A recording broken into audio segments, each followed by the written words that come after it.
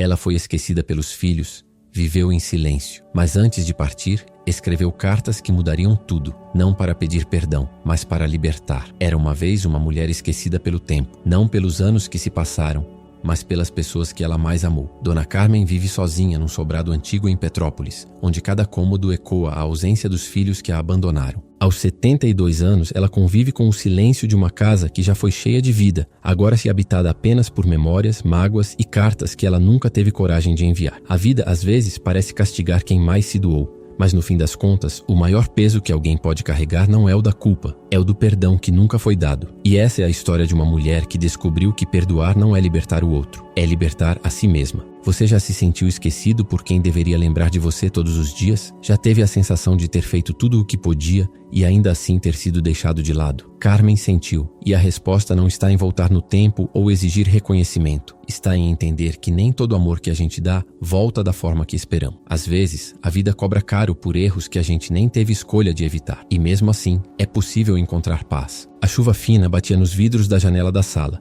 misturando-se ao som baixo de um rádio antigo que insistia em tocar canções dos anos 70. As mesmas que Carmen ouvia quando dançava sozinha na cozinha, décadas atrás. A mesa de jantar, feita para 6, estava posta só para uma. Ela cortava a maçã em fatias pequenas, como fazia quando os filhos eram pequenos. O gesto era automático, um hábito que persistia mesmo depois que todos foram embora. Na estante, uma caixa de cartas, com nomes rabiscados em letras tremidas, aguardava o momento certo que nunca chegava. Até aquele dia, porque naquela manhã, entre exames e diagnósticos, veio a notícia que ninguém quer ouvir. Um câncer terminal. E junto com ele, a decisão. Talvez ela não tenha mais tempo para esperar o perdão, mas ainda tem tempo para dar. Naquela mesma noite, Carmen ficou sentada por horas na poltrona ao lado da janela, com um lenço de crochê sobre os ombros e o diagnóstico ainda pulsando em sua cabeça. O rádio já tinha parado de tocar e a casa estava mergulhada num silêncio que parecia mais pesado que nunca. Ela olhava fixamente para a caixa de cartas na estante. Havia rascunhos ali dentro, bilhetes rabiscados em momentos de raiva, de saudade, de solidão. Nenhum deles havia sido enviado. Nenhum deles parecia certo. Eram palavras de uma mulher ferida, que esperava o reconhecimento dos filhos, talvez até o arrependimento deles. Mas agora tudo tinha mudado. O tempo, antes elástico, agora tinha se tornado curto, frágil e cruel. Ela se levantou devagar, caminhou até a estante, abriu a caixa e espalhou as folhas sobre a mesa. Algumas páginas estavam amareladas, outras com letras borradas pelas lágrimas que caíram no dia em que foram escritas. Carmen respirou fundo, recolheu todas e colocou no lixo. No dia seguinte, comprou um novo caderno, de capa azul escura, simples, com páginas limpas. Era nele que começaria do zero. A primeira carta foi para Ana Clara, a filha mais velha. As palavras não vinham com facilidade. Durante anos, Carmen escreveu tanto para dentro que agora parecia difícil escrever para fora. Mas não havia mais espaço para orgulho. Ela não pedia desculpas. Não era uma carta de súplica. Tampouco uma tentativa de fazer Ana sentir pena. Ela começou assim: Filha, eu errei. Errei muitas vezes tentando acertar. E não te escrevo esperando que me entenda, mas porque quero te libertar de qualquer rancor que você ainda carregue por minha causa. O que eu fiz ou deixei de fazer não precisa mais te definir. Eu te perdoo também por ter ido embora sem olhar para trás. E se um dia você quiser voltar, saiba que a porta nunca fechou. Quando terminou a carta, Carmen chorou em silêncio. Não de tristeza, mas de alívio. Aquela não era uma tentativa de resgatar uma relação. Era um gesto de amor sem cobrança. Pela primeira vez, ela não precisava mais que Ana a compreendesse. Queria apenas que a filha vivesse livre do peso que ela mesma conhecia tão bem, o da mágoa não resolvida. As cartas seguintes seguiram o mesmo tom. Para Rafael, o filho do meio, ela escreveu sobre a ausência do pai, que ele tanto sentiu, e das decisões que ela precisou tomar sozinha, mesmo quando não tinha certeza de nada. Você cresceu acreditando que eu escolhi as coisas erradas.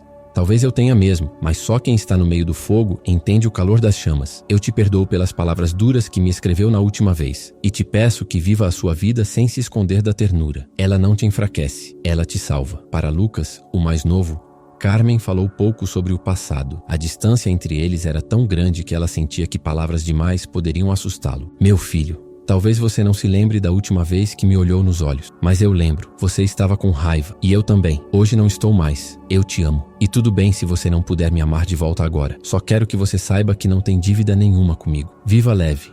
Viva feliz. Carmen passou dias escrevendo, revisando, dobrando as cartas com cuidado e colocando cada uma em um envelope com o nome escrito à mão. Depois os empilhou na mesma caixa onde antes guardava as palavras não ditas. Agora, aquela caixa tinha outra função.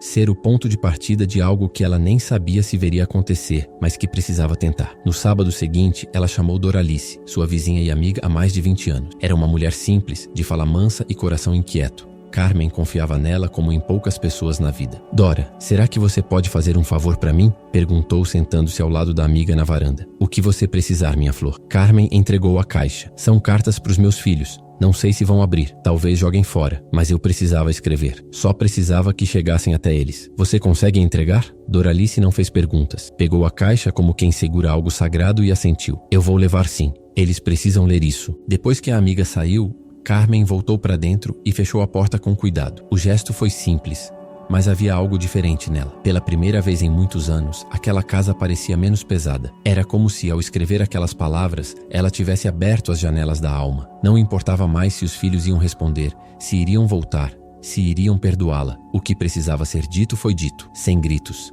sem cobrança, sem orgulho. Naquela noite, Carmen dormiu profundamente. Sonhou com uma versão dela mais jovem, dançando descalça no quintal, ao som de um samba antigo.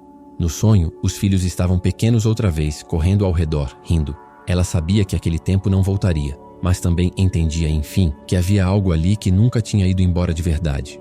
O amor. E agora, ele podia finalmente respirar. Na manhã seguinte ao envio das cartas, Carmen foi até o velho baú no quarto. Um móvel pesado de madeira escura com dobradiças que rangiam como se estivessem reclamando do tempo parado. Lá dentro, guardava retalhos de uma vida que ninguém conhecia direito. Fotografias em preto e branco, recortes de jornal, um vestido florido desbotado e uma caixinha de música que já não tocava mais. Aquilo tudo era mais do que memória.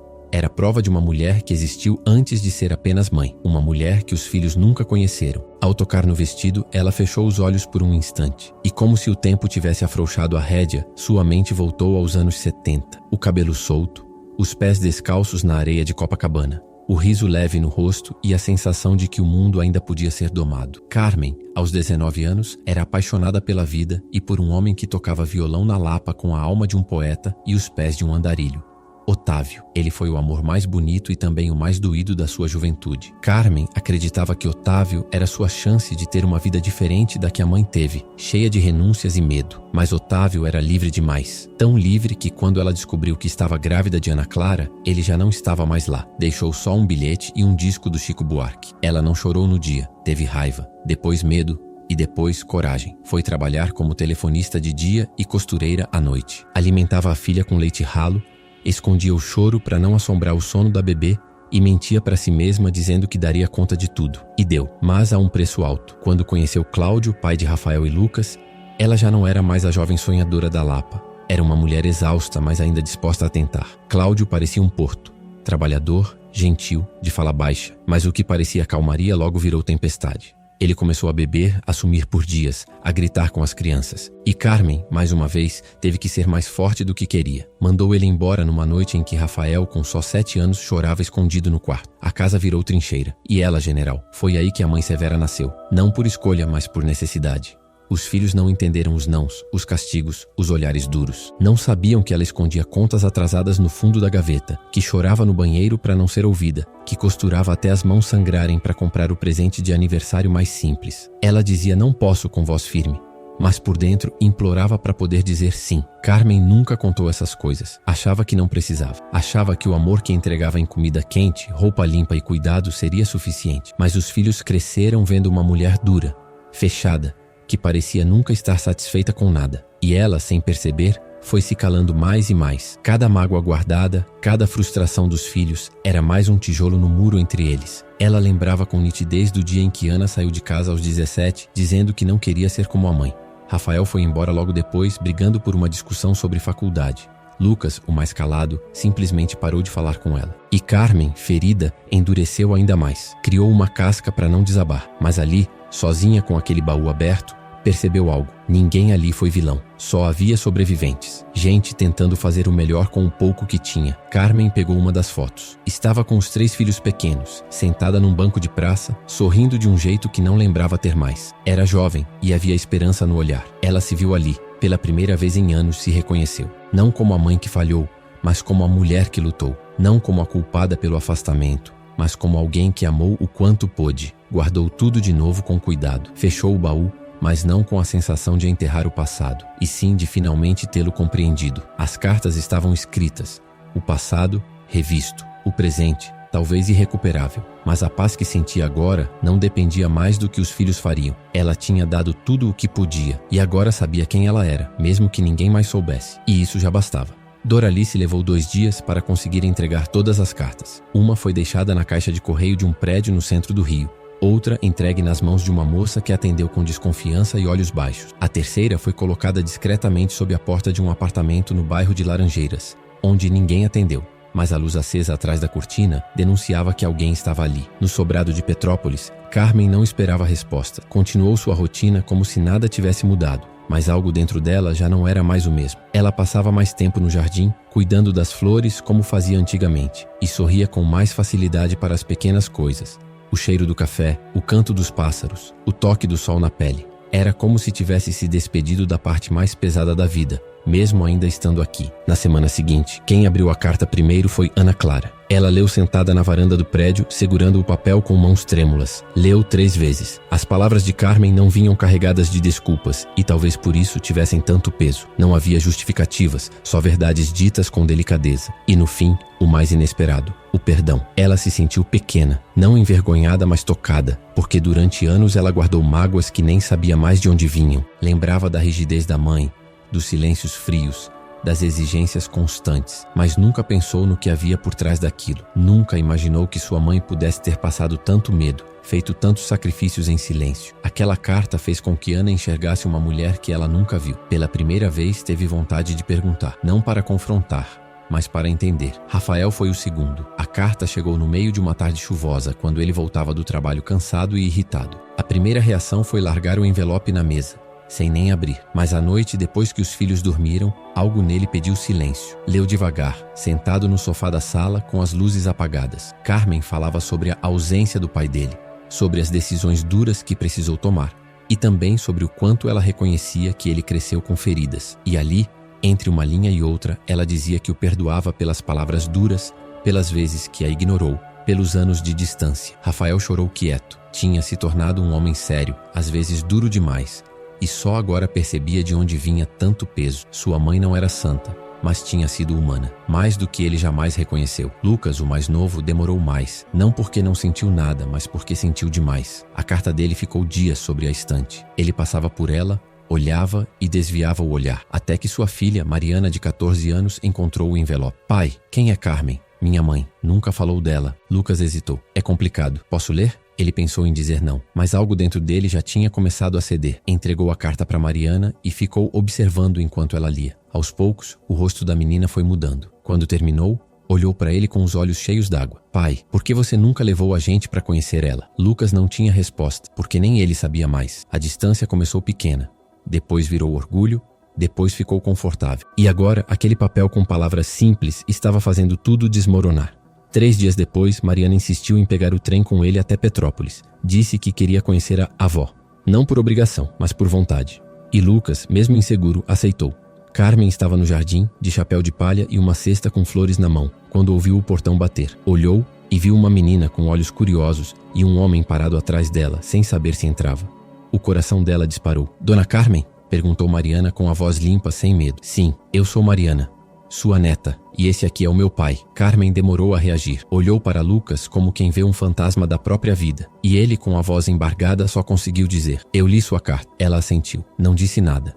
Não precisava. Mariana sorriu, estendeu a mão. A senhora pode me mostrar suas flores? Carmen abriu o portão. A visita durou pouco mais de 1 hora, mas trouxe um brilho novo à casa. Lucas falou pouco, mas o que disse bastou. Mariana prometeu voltar. E Carmen, quando ficou sozinha de novo, sentou-se na varanda com um café e deixou o vento brincar com os cabelos brancos. Não sabia se os outros 2 filhos também viriam. Talvez não. Mas o perdão que ela entregou não dependia disso. O que precisava acontecer já tinha começado. E de alguma forma, já estava transformando tudo. O tempo seguiu seu ritmo silencioso depois daquela visita. Os dias em Petrópolis ficaram mais lentos, mas não mais vazios. Mariana voltou mais 2 vezes, sempre aos domingos, trazendo mudas novas para o jardim e perguntas sobre receitas antigas. Lucas acompanhava, ainda meio contido, como quem aprende a andar em terreno que antes era desconhecido. Ele e Carmen trocavam poucas palavras, mas os silêncios já não doíam como antes. Havia respeito ali, e um cuidado que dispensava explicações. O corpo de Carmen, no entanto, já começava a dar sinais mais nítidos da doença. As mãos tremiam,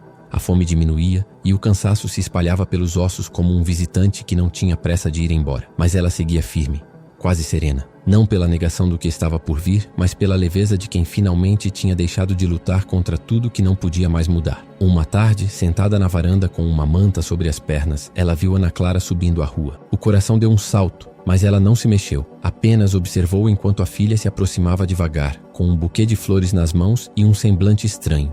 Nem triste, nem alegre. Um rosto que carregava uma história inteira não contada. "Mãe", disse Ana sem rodeios, parando diante do portão. "A porta está aberta, minha filha." Ana atravessou o jardim, olhando tudo como se visse pela primeira vez. Sentou-se ao lado de Carmen e respirou fundo. Ficaram em silêncio por alguns minutos, até que Carmen quebrou o gelo com voz baixa, mas firme. "Você não precisa dizer nada, mas eu quero", respondeu Ana com os olhos marejados. "Eu cresci te julgando e cresci achando que você era dura, fria. E talvez você tenha sido sim, mas agora eu vejo o que eu não enxergava. Você segurou o mundo pra gente não cair, e eu nunca te agradeci por isso." Carmen segurou a mão da filha com calma. "Eu não escrevi pra ouvir isso, Ana. Escrevi porque não queria que vocês carregassem a dor que eu carreguei. O perdão é mais pra quem dá do que para quem recebe. Eu passei uma vida inteira esperando reconhecimento, mas só me libertei quando parei de esperar." No dia seguinte, Rafael apareceu. Levou um bolo de fubá que ele mesmo tentou fazer sem muito sucesso e uma garrafa de café forte. Sentou-se no chão da sala, como fazia quando era menino,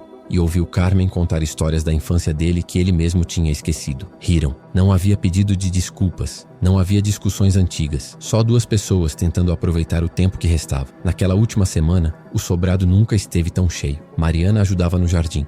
Lucas cuidava das compras. Ana preparava os chás e lia em voz alta os livros preferidos da mãe. Rafael ajeitava a cadeira de balanço na varanda todas as manhãs. Não falavam sobre o que estava por vir. Não havia tristeza espalhada. Havia tempo, havia cuidado. Na véspera do seu último dia lúcida, Carmen pediu algo simples: que todos estivessem juntos com ela no jardim. Sentaram-se em volta da mesa de ferro, sob a sombra de uma árvore que ela mesma plantara quando Ana nasceu. O sol de fim de tarde pintava tudo de dourado. "Eu não trouxe vocês aqui para me despedir", começou Carmen, com a voz fraca mas clara. "Só queria olhar para vocês juntos e dizer que não guardo mais nada, nem raiva nem mágoa. Eu perdoei vocês e me perdoei também." Os olhos de Ana se encheram de lágrimas. Lucas abaixou a cabeça. Rafael segurou firme a mão da mãe. "Por muito tempo eu fui uma mulher cheia de nós que eu mesma dei, tentando amarrar uma vida que sempre escapava pelas bordas. E cada nó, no fundo, era um medo.